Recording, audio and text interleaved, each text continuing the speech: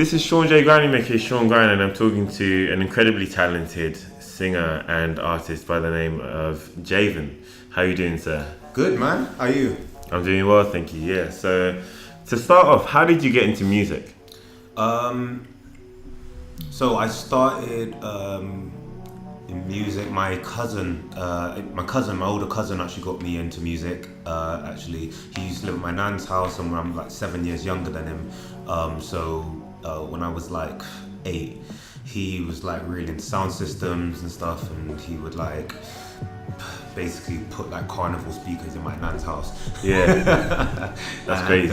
And this is like the mid to late 90s, and so had the best of hip hop and R&B, and the start of garage, which I was introduced to, and he really encouraged me to perform and write and to dance, even though that's not what I'm about really. Yeah. But so it really started from there, and then I just found my love for it in other forms, and just experimented from then on and found where I am to where I am now, and I'm still experimenting.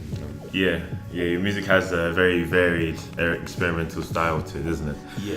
Obviously, you and your cousin had certain sources and influences that you were playing around the house as well, but as far as the older generation that you grew up around, who were they playing? Like, what kind of music were you listening to from them? Like my mum and my mum and that. Aunt or... Well, yeah. I mean, it was reggae. It was reggae that was playing around the house, and all on vinyl. Yeah. And also like older R&B. You know what I mean? I'm talking early 90s, late 80s, that kind of stuff.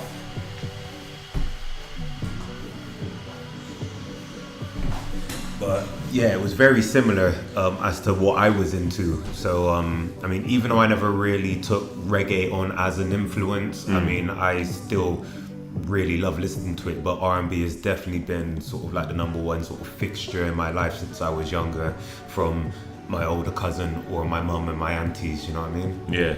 So you have a lot of genres under your belt, including house and obviously R&B and garage.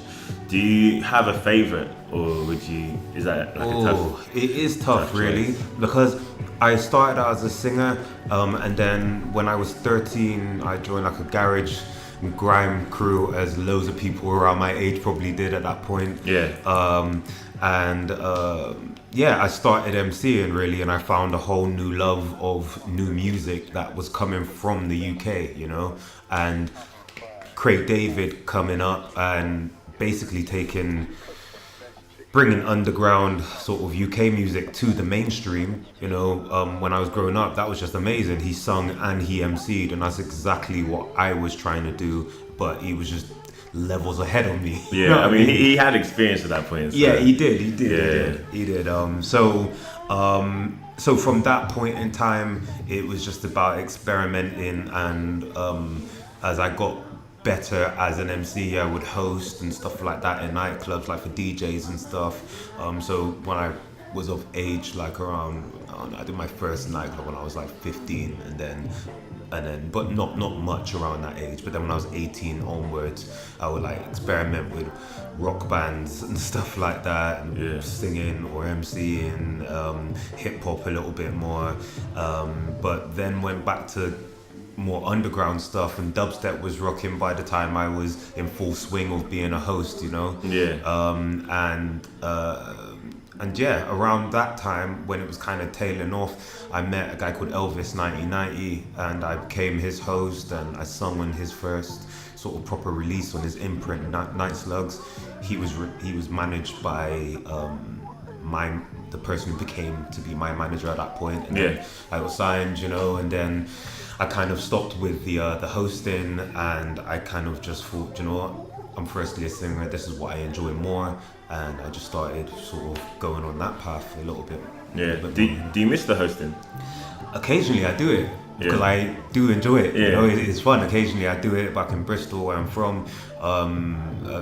There's nothing that's I don't have to miss it anymore, because I do enjoy doing it. And I'm sure like that experience, having hosted before you started singing live and for crowds, must have helped you to know how to command them and how to control a crowd, or 100%. Yeah, get your message. 100%. Yeah, definitely. It really helped.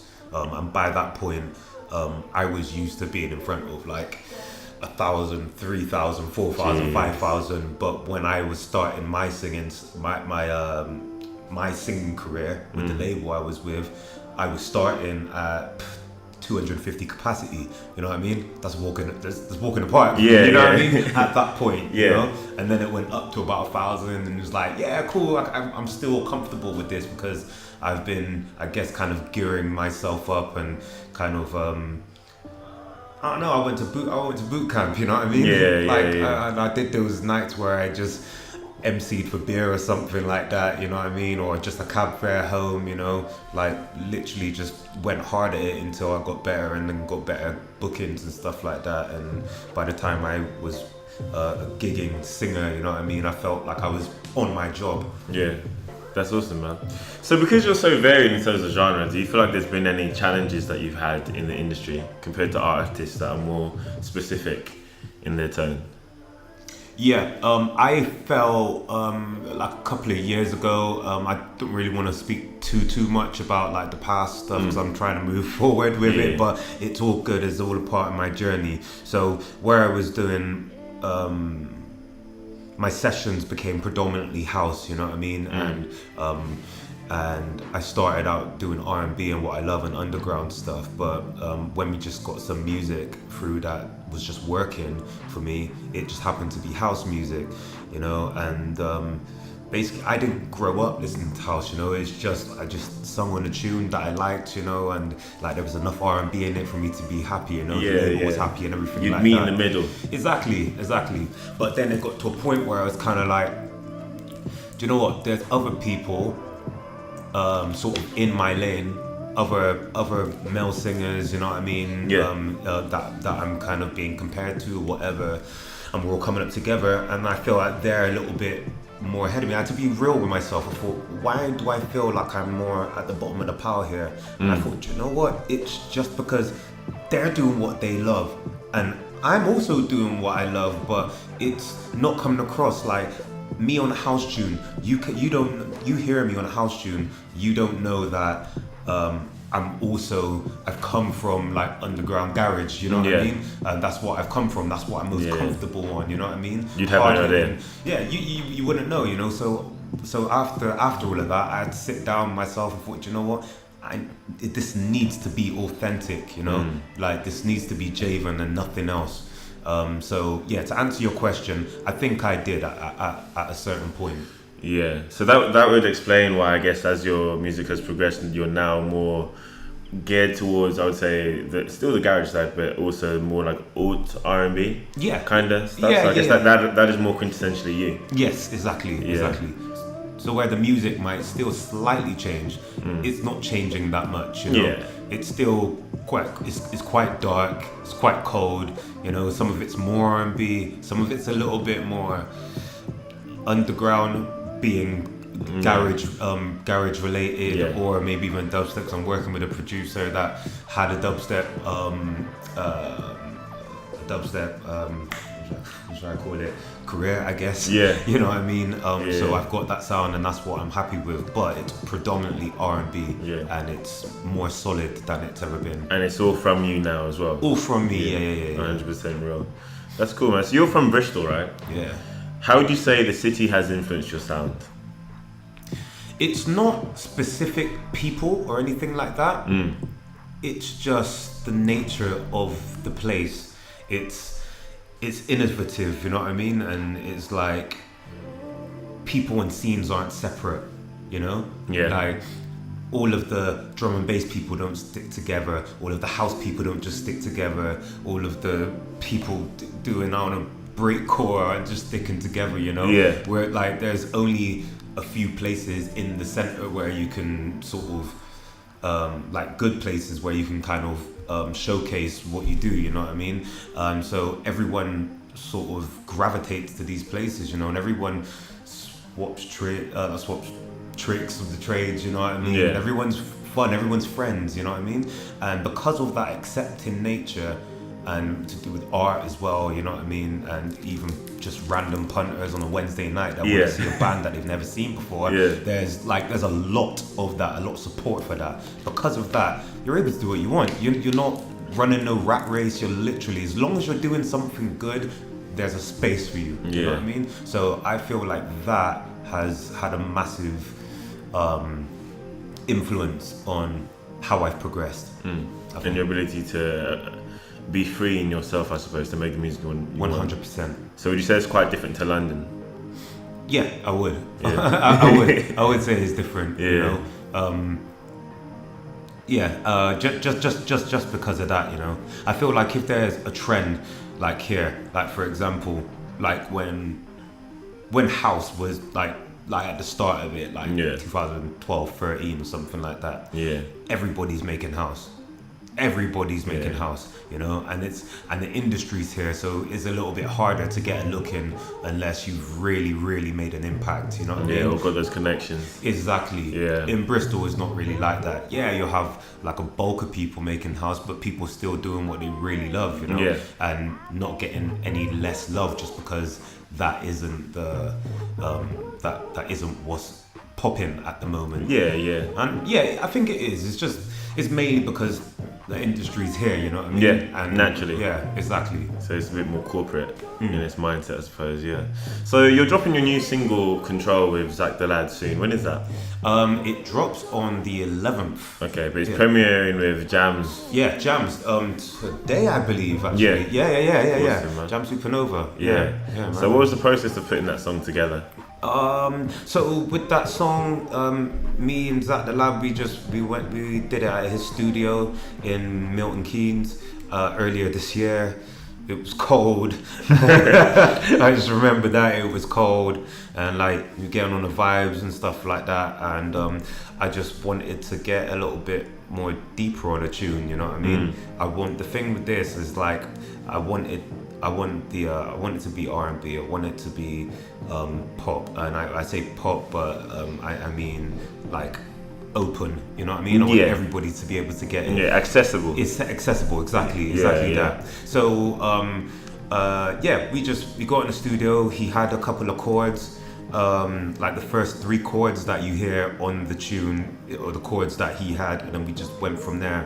And I was just writing. I got a little bit deep, you know. I just thought I'd write about a time that was quite transitional for me, and something that was quite new in terms of feeling like I've always got a sense of control and know how to handle things, you know what I mean? But this was the first time that I didn't really know how to I didn't know what to do, you know what I mean? So it was quite a deep time for me. And if you listen to the lyrics, they might seem a little bit over exaggerated, but it's just because they're from, it's basically, if you imagine your feelings as a person and being trapped inside something, you know what I mean? Those are the lyrics that I'd expect to hear. That's what I'd expect to hear, you know what I mean? If feelings had a voice, you know what I mean? Yeah. Like when you're caged in on that level, it's not enough to be simply passionate. It has to be like raw emotion. So naturally it's going to be over exaggerated. Exactly, you know. Because it's real. Yeah, exactly. It is real, you know. And it comes across a little bit emo, but I mean, that's how I felt at that time, you know. And I think it's relatable. I think so. Yeah. I think so, you know. And I'm really happy with it, because I was able to fully get across how I was feeling without fully moaning. No, it's a great tune and you're a great songwriter, man. Thank you, man. So is that usually the process as well? You usually just like when you're writing a song and putting it together, you just go link up with a musician or go to the studio and just like think how the music inspires you and then just write? Or usually the music is either getting played, but usually I get inspired by chords. So let's just say we start with chords. I'll usually come up with melodies for like the first half of the tune, which would be the first verse, the pre-chorus and the chorus, and then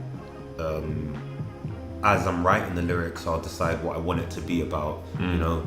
Or sometimes I just start writing and it just kind of takes on its own sort of form, you know, and then it is what it is after that. You can't start that, man. Exactly. That's true creativity. Yeah. So earlier this year, you dropped the "Show Me Something" EP. Yeah. Yeah. So what was the purpose behind releasing it as a single project, and where does the title come from? So the purpose of it was, this was the first thing that I put together since my old stuff that was more housey, you know. This was more of a statement. I wanted some harder tunes and some softer tunes, like this is me. I don't care what you think because I love this. Yeah. You know? And I self-released it. I didn't put it through any labels or anything like that, just because I just needed to get it out. Yeah. Out of my system. Yeah, no control. Out of my hard just, drive. Yeah, you know what I mean? Yeah. Exactly. I just had to put it out, and I went through various different names. I even had a day like where me and my girlfriend sat down and went through like loads of different like words and tried to put them together, trying to get a title for this EP. Yeah. I ran with something for a while, and then I was like, you know what? I didn't want it to be lazy and just pick the first tune, but I thought, you know what? This I feel like this title embodies what I want to show people. Yeah. It's like, show me something. Yeah. You know what I mean? Yeah. It's like, what are you? Exactly. So it's like, I'm showing you something, you show me something that I can be impressed by, you know, because it doesn't matter, whatever I want to do, I'm going to do, you know. Yeah. Not in a stubborn way, because Yeah. I'm not that kind of person, but Yeah. like I'll always welcome feedback, Criticism or, you know. yeah. But there's a point, you know, and there's a very thin line, you know, where you've got to know when you can take the criticism on when it's positive and when it's negative, when it's useful. As long as you it's know? constructive, yeah. Exactly. Yeah, As long as it's yeah. constructive, then that's great. And even then, I might not agree with you. Yeah. And it's just because I know myself a lot more now. Exactly, and that's the beautiful thing about like Yeah. developing your relationship with your music and your craft, and not allowing other people to control it and box it in, because that's something that I found as well being a creative. I'd get tired of having different clients and stuff, and so when I decided to go freelancing, like move to Japan, even though it's a big step, it's a bit, it's a bit OTT. When I started to like design for myself and create illustrations for myself, I felt so much more free, and that's now enabled me to come back to England and actually like be able to do that with my art and my stuff. So now I can do freelance and still work a 10 to 6 every day, and it's a beautiful thing. Yeah, 100%, man. Yeah, man. So where are you taking your music now? What's the plan after Control? So after Control, I think I wanna like, so after Control, I would have put out 2 things that I've been really happy with, really proud with, and it kind of represents where I've come from and where I'm going in terms of the futureness of the sound, you know? Yeah. So after this, I want to put together something that is a little bit more raw in the sense that it's a little bit more stripped back, you know? I just want to open it up, because the way I wanted to do this is purposefully done. I wanted to self-release with the first thing. I wanted to put the second one out on a really cool independent, like up and coming label, you know, which being Trapdoor, you know. And then after that, I want to progressively. I just don't want to miss out any areas this time. Yeah. I don't want to miss out potential blocks of people that I want to be hitting. So the next thing, like I said, a little bit more stripped back, is gonna be just a touch more commercially accessible, you know. But it's still gonna contain those kind of hard hitting drums and bass patterns and sort of R&B melodics that I come with, you know. Yeah. And sort of deep songwriting. So that's what's come for me next, but I'm still working on it, you know. And that's going to be at some point next year, early next year. Okay, so when you said the 2 things, is that a project or is that individual tracks or? It's gonna be a project. Okay. I haven't decided on the size of it yet. Yeah. But I'm aiming for another EP. But we'll see what happens. I've got a few bits at the moment which I'm really happy with at the moment, and excited about being a part of the next project. Yeah. I've just got to find another couple more tunes which me and Zack will get, and a couple other producers that I'm working with at the moment. Okay. Yeah. Cool, man. So you've collaborated with a lot of people, apart from Zack the Lad. Yeah. What collaborative experiences have been your favourite? Julio Bashmore. Yeah. That was probably the first time I made something that I was really happy with. The first song I ever put out of my own, because I've always just been a featured artist. Yeah. First tune I put out on my own was a tune called Love Without a Heart, and I did it with Julio Bashmore. That was 4 years ago, wasn't it? Yeah, it's about 4 years ago. Yeah. Crazy, isn't it? Yeah, it's mad. Yeah, because Time it feels like flies. yesterday. You Yeah. know, we did that in Bristol, in his mum's yard. You know, Right.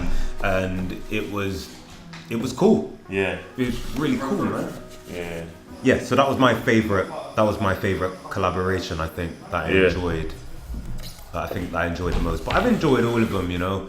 But that one in particular, just because it was the start of everything. Yeah. Yeah.